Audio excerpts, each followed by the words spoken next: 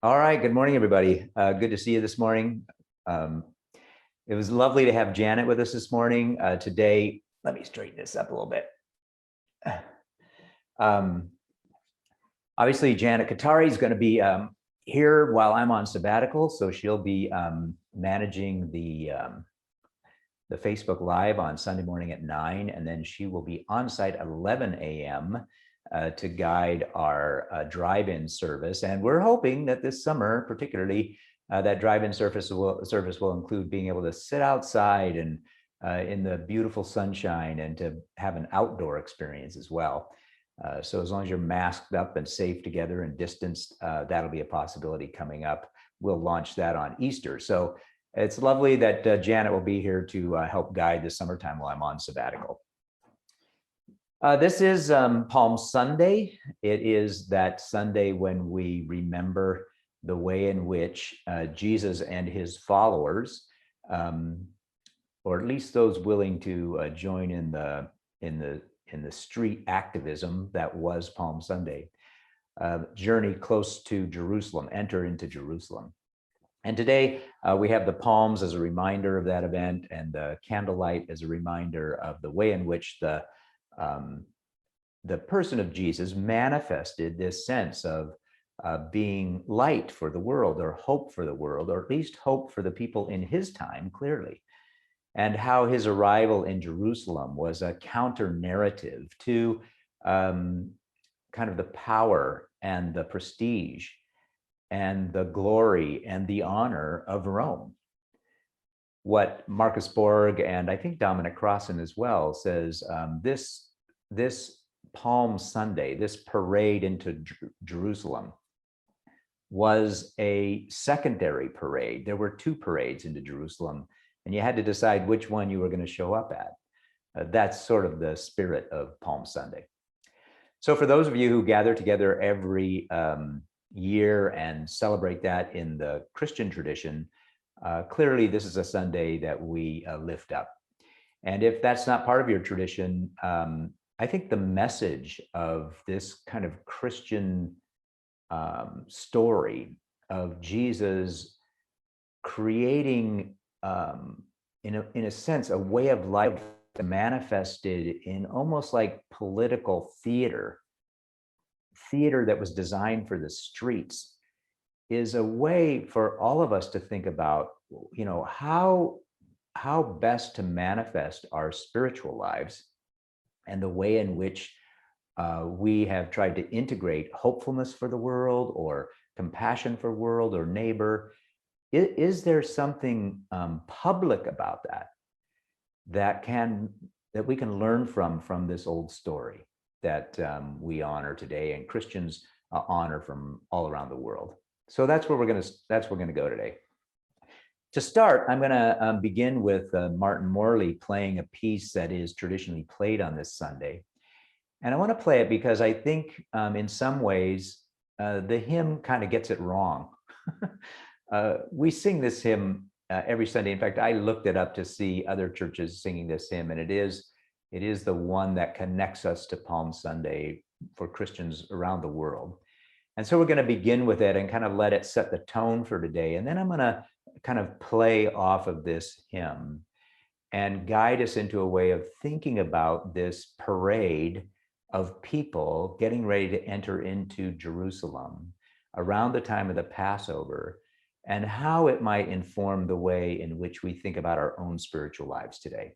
So with that, I'm going to bring on Martin to play that piece of music for us today.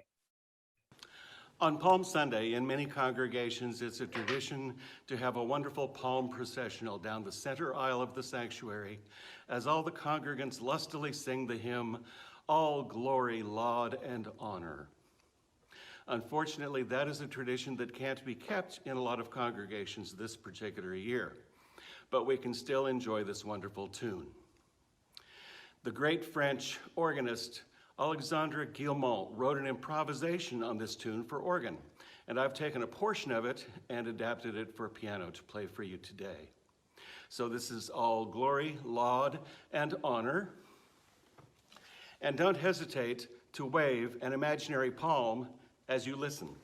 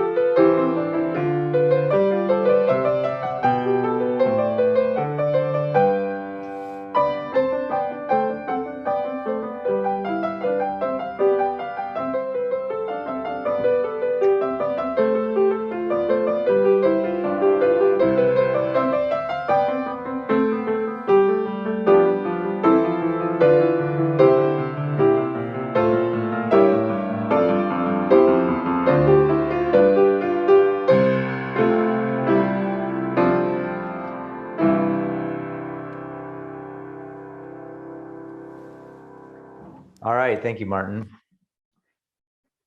You know, that song, All Glory, Laud, and Honor, which I think is Martin was able to complete.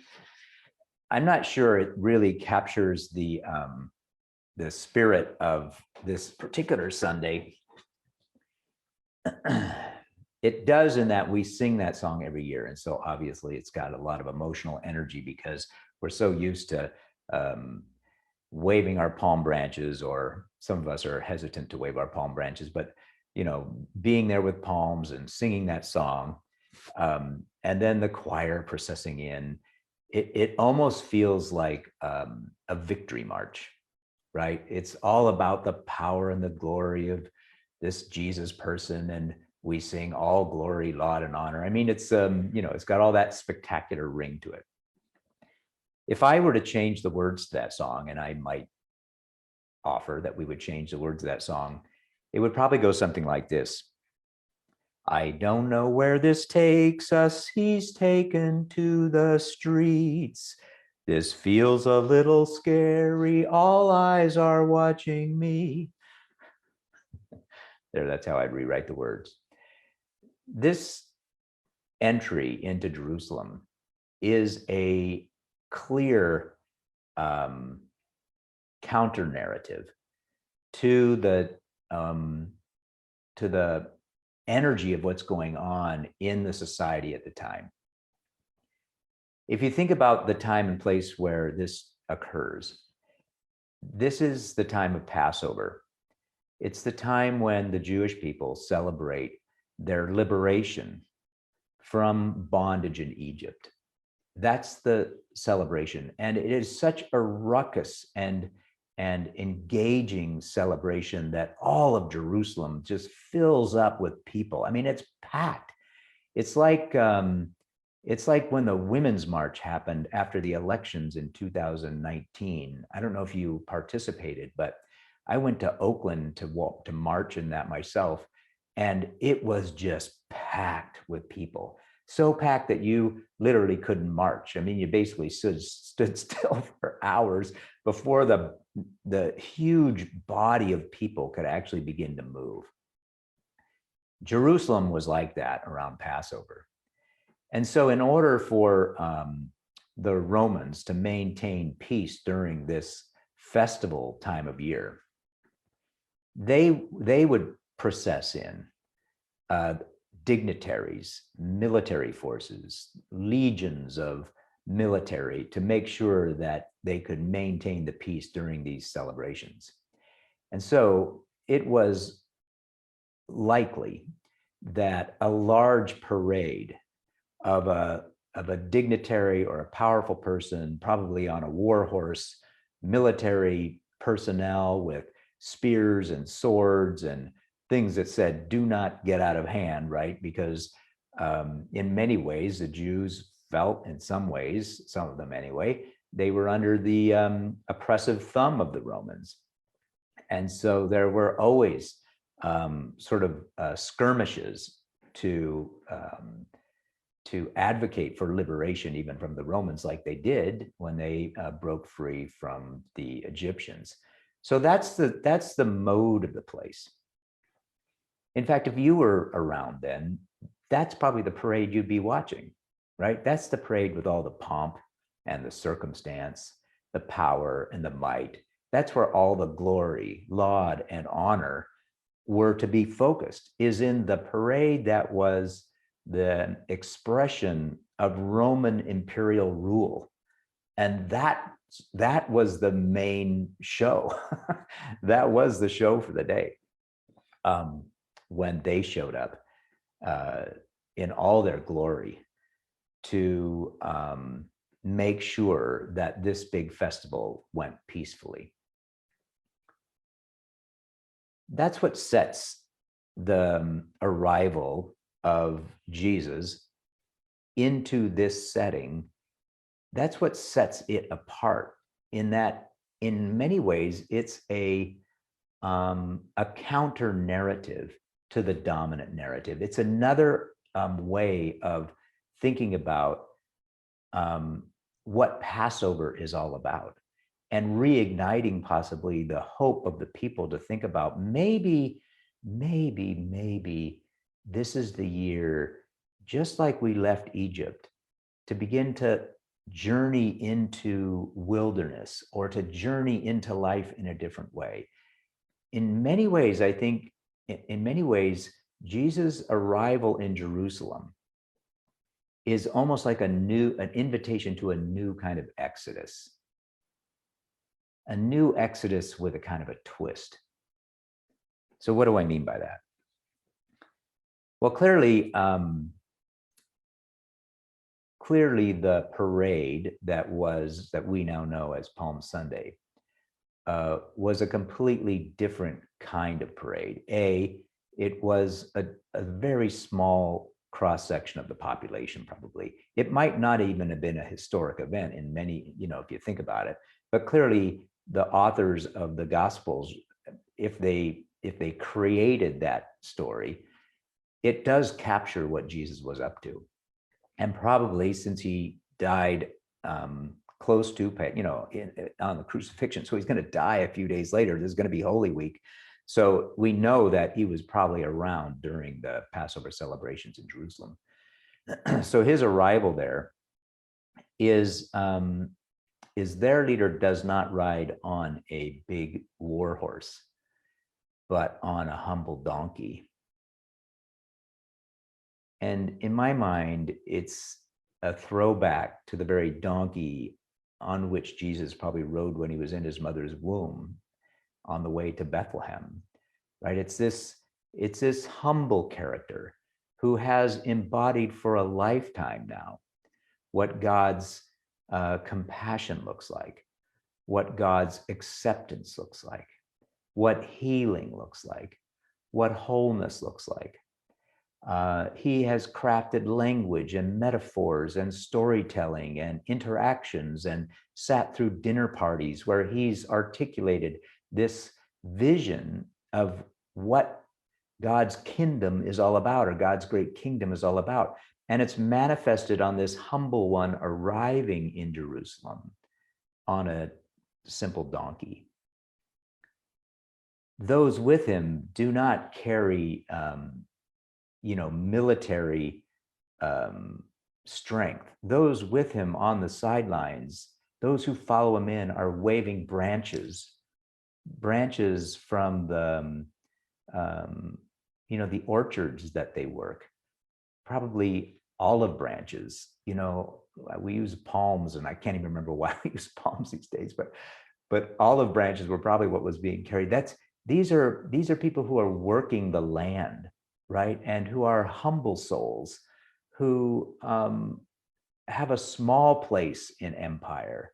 And yet this is their leader, right? This person on the donkey is the way in which they imagine their lives being cared for and where they fit into this great empire. This is their parade. And in many ways, like street theater today, it is an expression of an alternative way of thinking about world that's manifested in this small parade into Jerusalem. I also think there's another aspect to why it feels like a new kind of Exodus story. And that is because in many ways, the Exodus story, the original one, right, was a departure from Egypt. It was a leaving from Egypt and a hope to set up a new kind of people in a new land. This Exodus, this invitation to journey into a way of liberation and hope and compassion and joy and kindness for each other, it's not leaving the context, but entering into the heart of the context. You see the difference? It's trying to birth this movement inside of empire itself, not abandoning it, not leaving it behind and and going off into the wilderness like they did the first time, but entering into the heart of it, like birthing liberation within the social construct of the day, within the social fabric of the day, within the empire as it stands in that time and place. And of course, Jesus and others lost their lives trying to make that happen. And I think that's the twist of this particular parade, is it's an invitation for all of us to wonder what might kind of exodus look like if we're taking the journey of this longing for a new way forward into the heart of the society or the social world or the world in which we find ourselves today. Right? How do we enter into that context and in a way engage in this kind of theater for the streets that raises up what it might look like to be a people together that's grounded or founded on a different set of principles than the dominant culture. And you see that over and over again throughout our history, right? You see that in Myanmar right now. People refusing to say that military rule is their future, and that they would want to return back to some democratic rule, some form of it anyway. And so they have taken to the streets, right? They are inside of that system trying to make a difference.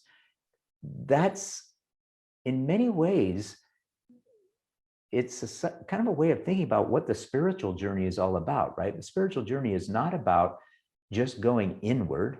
The spiritual journey is not about just separating yourself from the culture and living in a cave somewhere. The spiritual journey is not about just mastering one dogmatic system or liturgical structure and repeating it Sunday after Sunday. The spiritual journey, the faithful journey is entering in and engaging in some creative way the environment that holds you to bring about the kind of liberation that you're longing for, that you seek as a people. You see it in Myanmar. You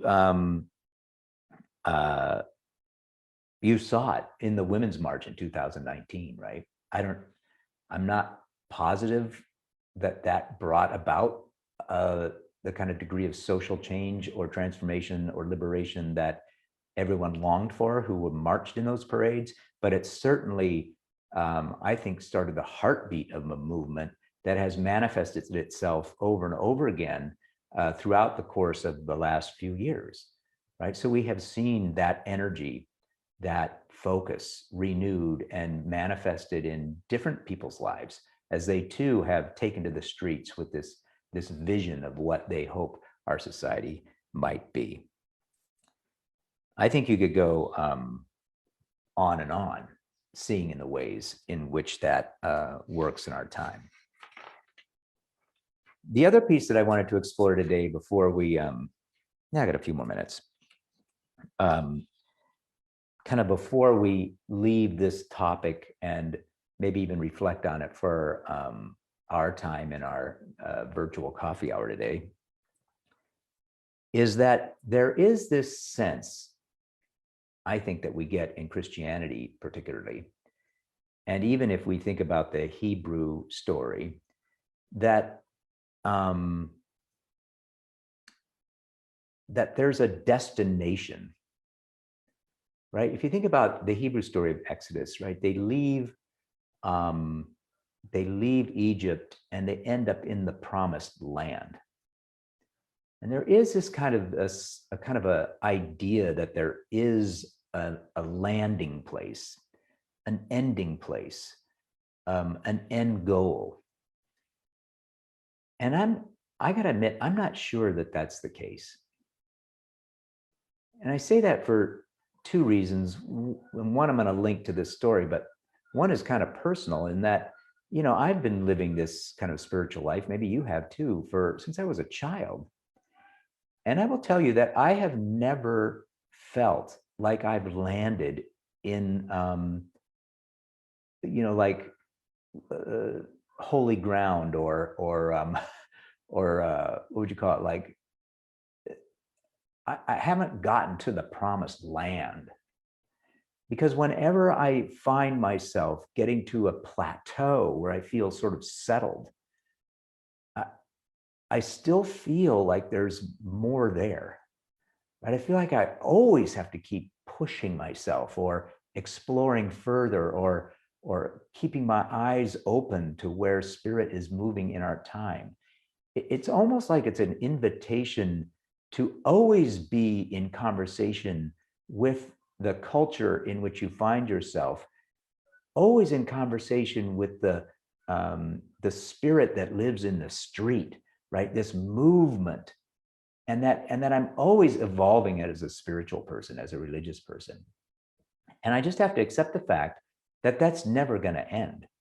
That the real power of this, of spirituality or the spiritual life or the religious life in some ways is this capacity for it to always be evolving, right? You never land any place. You're always moving forward. You're always in this parade, so to speak.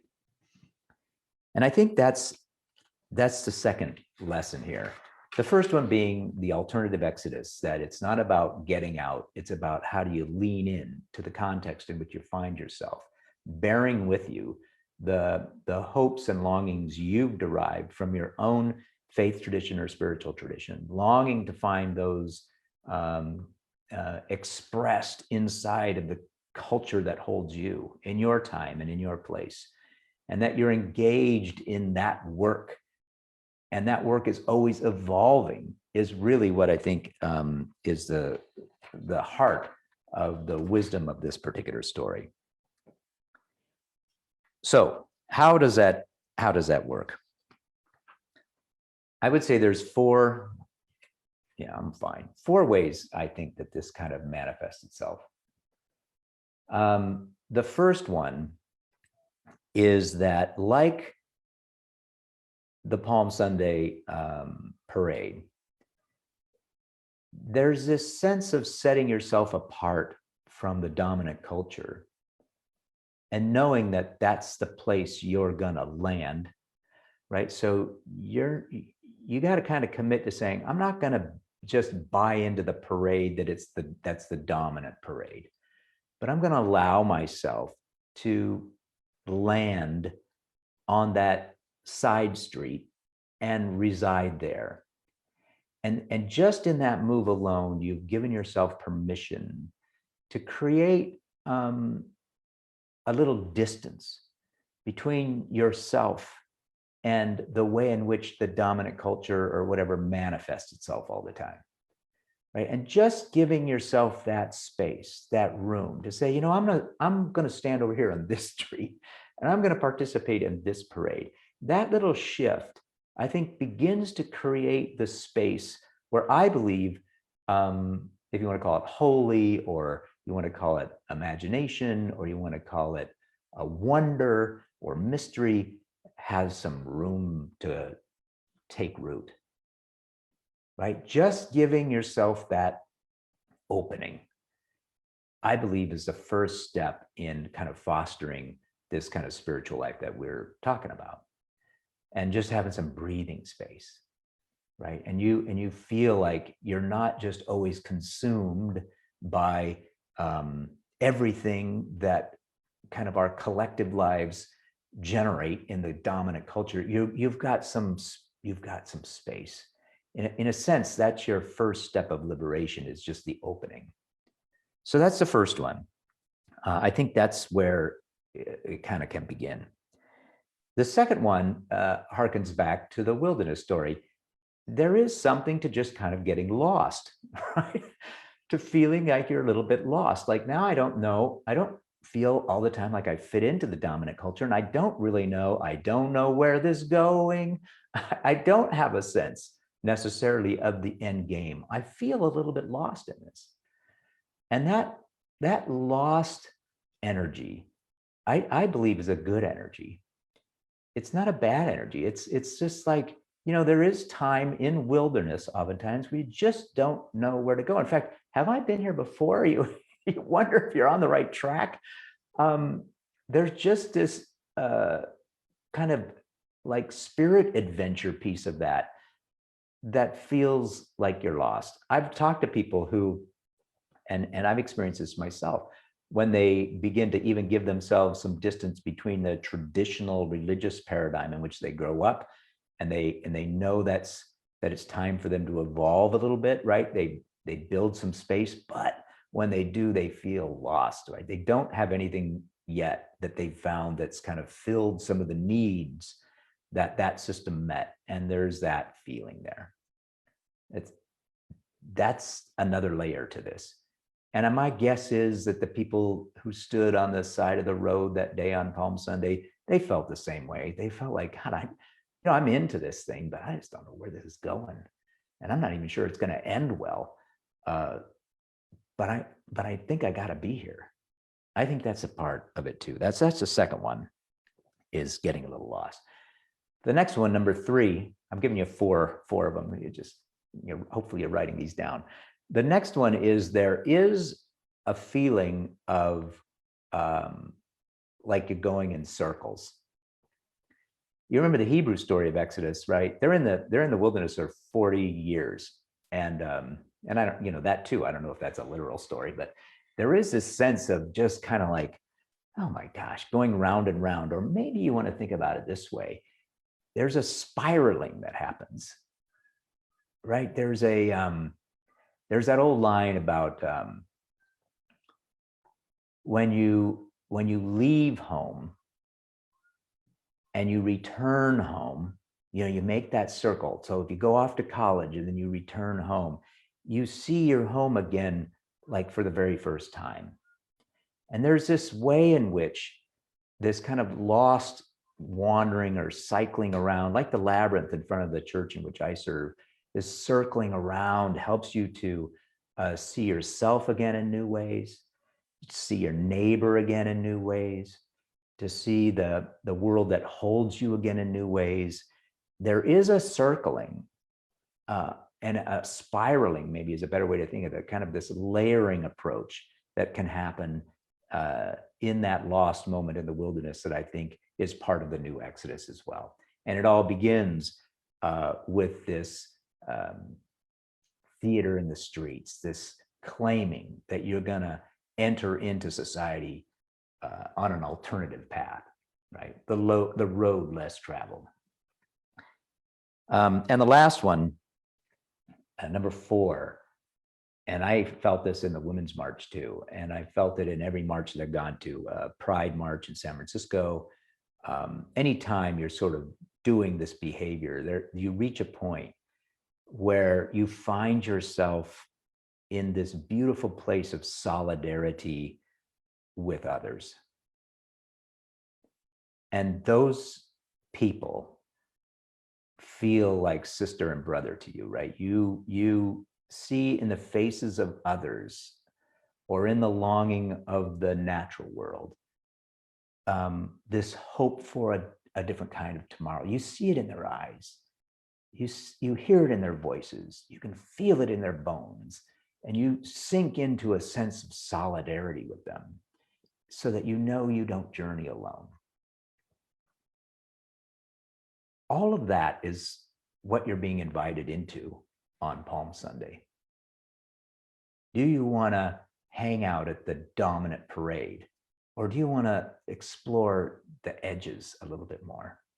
To take the quieter path, the alternative path, to create a little space, to get a little lost, to circle around again and again to see if you can't rediscover self and neighbor and world in a new way, and to find yourself in solidarity with others. That's the journey you're asked to be on. To close today, I want to read a poem called "Go With Me in a New Exodus." And this is written by Ted Loder in his book, Guerrillas of Grace. And let these words today kind of, before we go into announcement time, kind of just center you on this Palm Sunday experience. Go with me in a new Exodus. O God of fire and freedom, deliver me from my bondage to what can be counted, and go with me in a new exodus towards what counts, but can only be measured in bread shared, in swords become plowshares, in bodies healed, minds liberated, in songs sung and justice done, in laughter in the night and joy in the mornings, in love throughout all the seasons, and great gladness of heart in all people coming together, a kingdom coming, a kingdom coming. All right, all. Thanks for being a part of this time together, and paying attention to what Palm Sunday, the alternative parade, might be inviting you into in our time as well. All right, amen to that. All right, a few announcements today. Our teenagers are doing a whole bake-off thing, a digital bake-off thing. And so bake something beautiful, take a picture of it and send it to youth@oslc.net. And they're accepting applications for this big event contest all the way through Easter Sunday. And then they'll announce the winners the week after Easter. So feel free to make sure that happens. Lori and I did our thing last night and submitted our entry. We never win this, but at least we're in solidarity in the effort, right? So do that. Then just a reminder that this is a big week. In Christian traditions, it's called Holy Week. And so it's a time for you to participate in a few different experiences. One is on Thursday, I'll have a little communion service at 7 p.m., kind of a virtual communion thing. You're welcome to join us for that. Friday is a Good Friday service led by our teenagers, 7 p.m.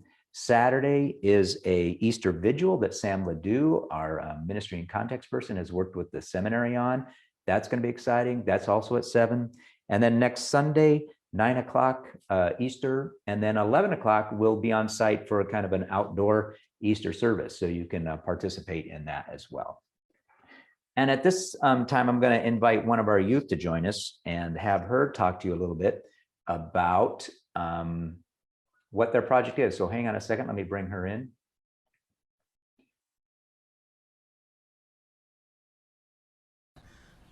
It's the Johnson family. It's just me. Oh, it's just you. Sorry, I had some computer troubles, so we had to move. Yes, I had them too today. So you want to tell us a little bit about what's going on with the youth project? You want to talk about, I just submitted my entry, but you want to talk about the bake-off thing? Yes, I would. Okay, let me make sure I get these dates right. All right, Ella. From March 28th, which is today, Yes. to April 4th, next Sunday, the Peer Ministry team is holding an Easter-themed, dessert contest.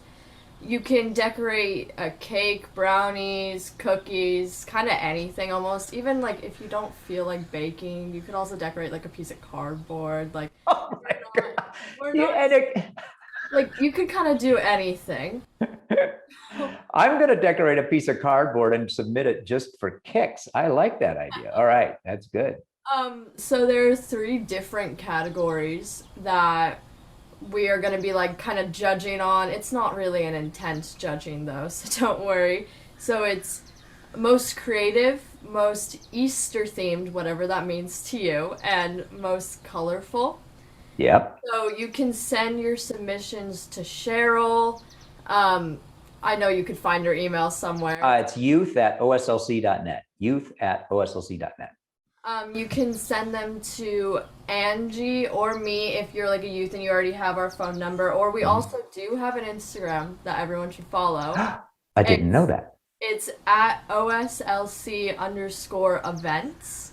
Oh, we'll have to get that up and out. I didn't even know that was a thing. We've had it for a little while, but we didn't do a very good job marketing, honestly. No, clearly not. I mean, I'm here every day. I'm paid. I'm on staff, and I didn't know that existed. So this is a great day for me. I'm going on Instagram and finding you. Yes, Uh, you should.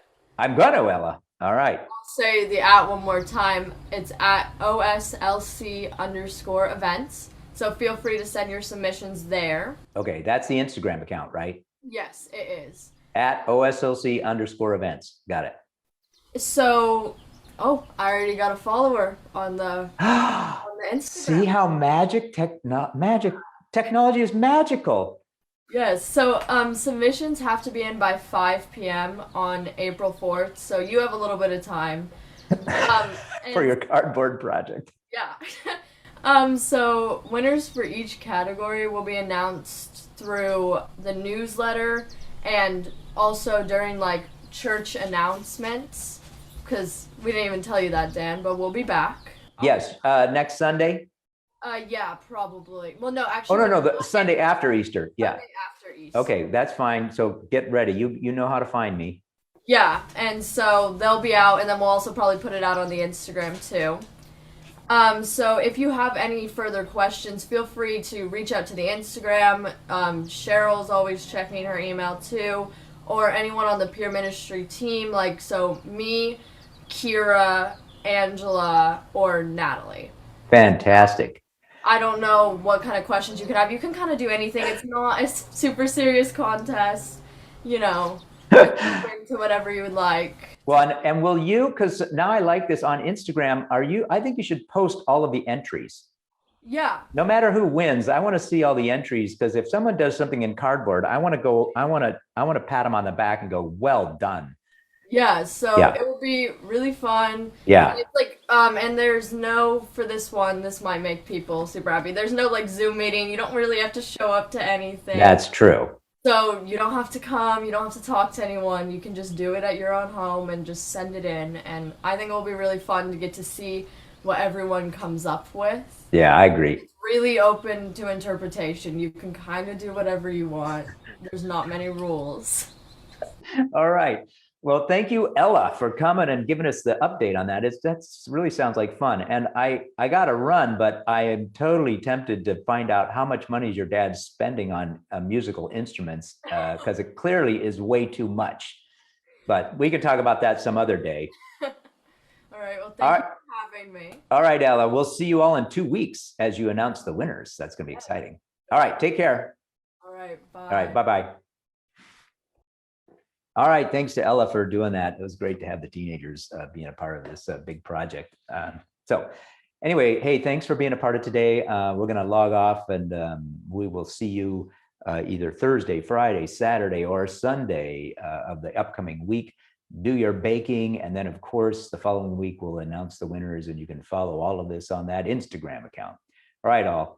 I hope you can find your way into the parade that celebrates maybe a little bit of a counter narrative to the one that can sometimes feel a bit heavy to us.